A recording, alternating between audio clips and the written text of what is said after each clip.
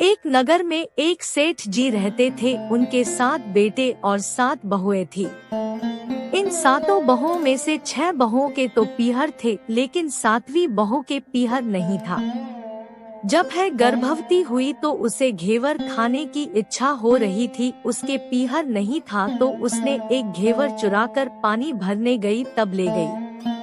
वहां जाकर पेड़ के नीचे घेवर रख दिया और सोचा कि पानी भरकर आराम से घेवर खा लूंगी। जब वह पानी भरकर घेवर लेने गई तो वहां घेवर नहीं मिला।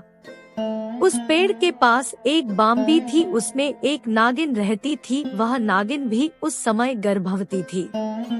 घेवर को देखकर नागिन की इच्छा उसे खाने की हुई और उसने घेवर खा लिया।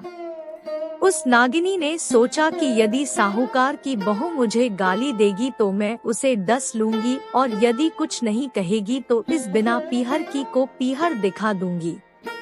साहूकार के बेटे की बहू ने कहा कि शायद कोई मेरी जैसी ही होगी जिसने यह घेवर खा लिया। ऐसा सुनकर नागिन बहुत खुश हुई और उसने अपने बेटों से कहा कि तुम इंसान का रूप बनाकर जाओ और साहूकार के बेटे की बहू को लेकर आओ। नागिन के बच्चे इंसान का रूप बनाकर साहूकार के घर चले गए। वहां जाकर उन्होंने कहा कि हम हमारी बहन को लेने के लिए आए हैं। तब सास ने कहा कि पहले तो कभी नहीं आए, इतने दिन कहाँ थे। तब उन्होंने कहा कि जब हमारी बहन का जन्म हुआ तब हम नानी के घर थे और शादी हुई तब हम परदेश कमाने के लिए गए हुए थे। उन लड़कों ने बहुत सारे कपड़े, गहने और मिठाइयाँ बहन के सास और जेठानियों के लिए ले गए थे। सास अत्यंत प्रसन्न थी और जेठानियाँ उसे देखकर जल कूद रही थी।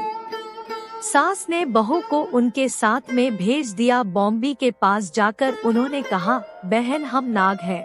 उस दिन जब तुमने पेड़ के नीचे घेवर रखा था तब तुम्हारा घेवर हमारी माँ ने ही खाया था। उन्होंने तुम्हें अपनी बेटी माना है, इस नाते से तुम हमारी बहन हुई।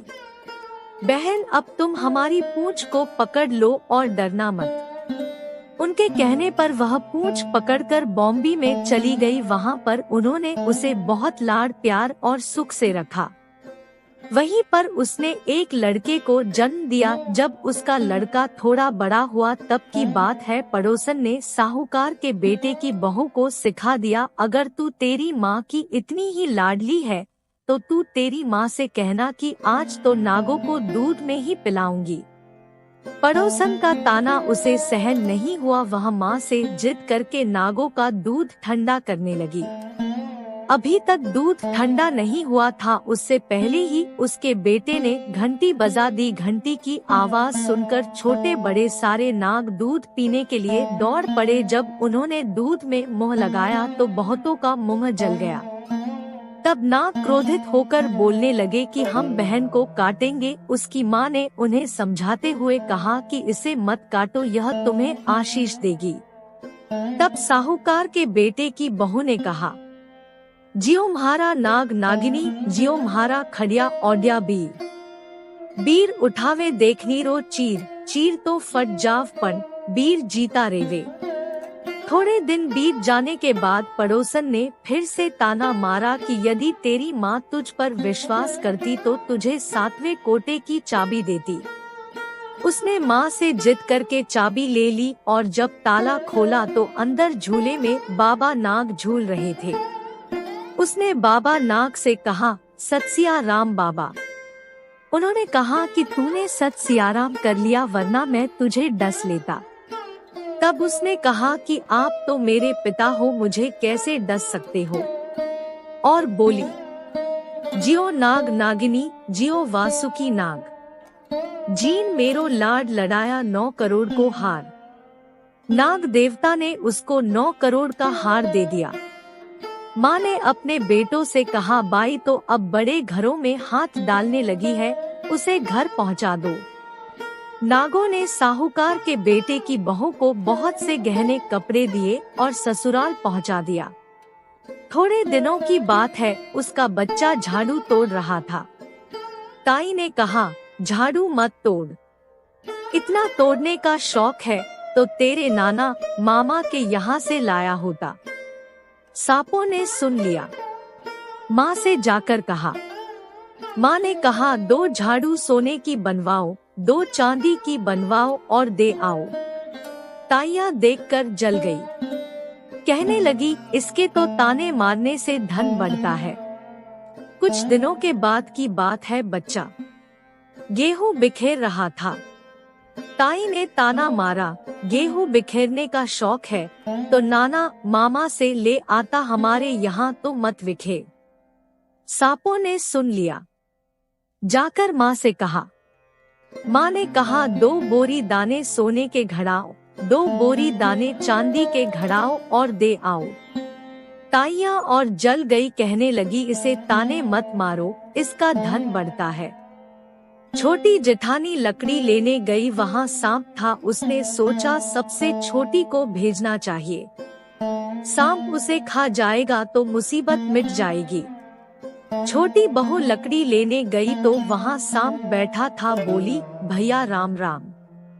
सांप ने झट से बिछुए दे दिए, पहनकर छम छम करती चली आई।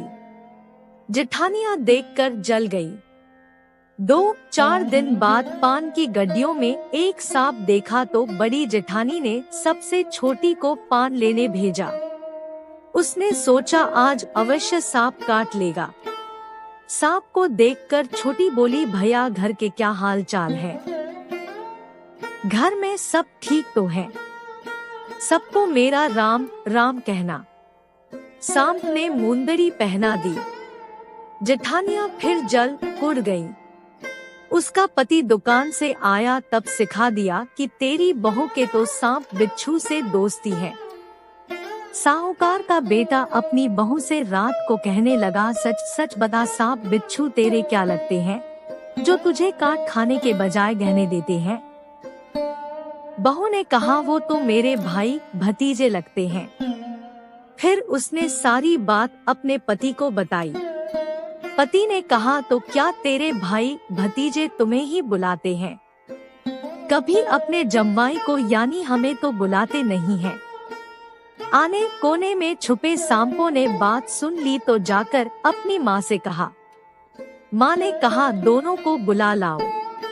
वे इंसान का रूप बनाकर दोनों को व बच्चे को बुला लाए। खूब कपड़े गहने देकर तीनों को विदा किया। ऐसा समर्थ पीहर नाग पंचमी की कहानी कहने वाले को, नाग पंचमी की कहानी सुनने वाले सबको मिले। जैसी अनपीहरी वो पहले रही थी, किसी को भी न रखें। अगर आपको यह कहानी अच्छी लगी है तो कृपया वीडियो को लाइक, शेयर, अपने श्री कृष्णास लाइफ चैनल को सब्सक्राइब करना ना भूले। धन्यवाद।